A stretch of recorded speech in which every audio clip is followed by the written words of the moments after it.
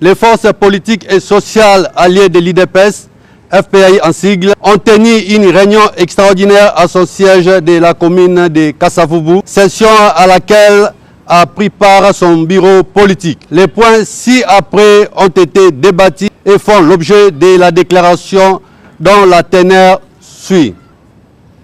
Les forces politiques et sociales alliées de l'IDPS FPAI en sigle constatent la persistance du président de l'Assemblée nationale à relancer la candidature de M. Malonda Rossard à la présidence de la CENI.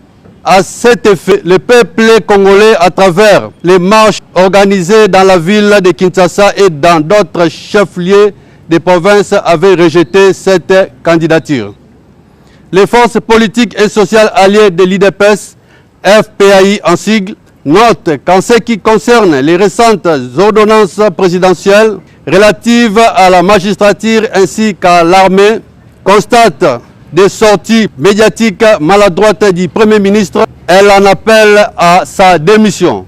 Les forces politiques et sociales alliées de l'IDPS FPAI en sigle exhortent et encouragent par ailleurs le président de la République à agir sans désemparer quant à ce qui concerne les nominations dans les entreprises publiques, dans la territoriale ainsi que dans la diplomatie.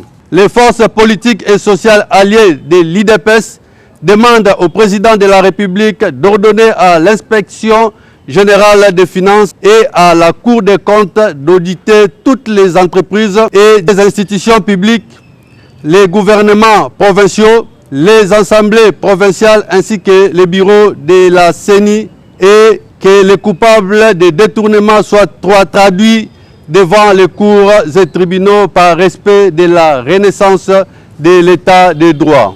Les forces politiques et sociales alliées de l'IDPS FPAI en sigle annoncent qu'elles entrent en conclave pour examiner les réformes ci-après. La loi électorale, la loi organique sur la CENI, la loi sur la nationalité, les dispositions de la Constitution relatives au détour de l'élection présidentielle, les aspects économiques après Covid-19 et proposer les pistes de solutions de crise. Elles réserveront la primaire de leur résolution au président de la République, chef de l'État, symbole de l'unité nationale, son Excellence Félix Antoine Tshisekedi Tshilombo.